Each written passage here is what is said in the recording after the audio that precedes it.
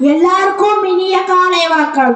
இந்திய சீனா வாரில் 300 சீன ராணுவ வீரர்களை கொன்று குவித்தவன் நான். என்னுடைய வரலாறை பார்ப்போம். 1942ஆம் ஆண்டு அக்டோபர் 30ஆம் தேதி அன்று நான் பிறந்தேன். எனக்கு இந்திய ராணுவத்தில் சிறிது ஆர்வம் வந்தது. ஆனால் 1959ஆம் ஆண்டு நான் இந்திய ராணுவத்தில் தேர்வானேன். 1961ஆம் ஆண்டு ஜெனரல் திம்மையாவிடம் தங்கப்பதக்கம் வாங்கினேன். 1962ஆம் ஆண்டு இந்திய சீனாவால் நடந்தது. இந்தியாவிடமே நவீன ஆயுதங்கள் இல்லாததால் இந்தியா பின்வாங்கிவிட்டது.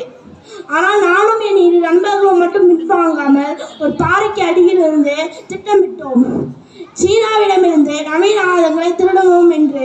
ஆனால் அந்த நேரத்தில் என் 2 நண்பர்களும் இணைந்து விட்டார்கள். ஆனால் நாங்கள் நினைத்தமாயே 3 நவீன ஆயுதங்களை திருடிவிட்டோம். அந்த 3 நவீன ஆயுதங்களை வைத்து 300 சீன ராணுவ வீரர்களை கொன்று குவித்தோம்.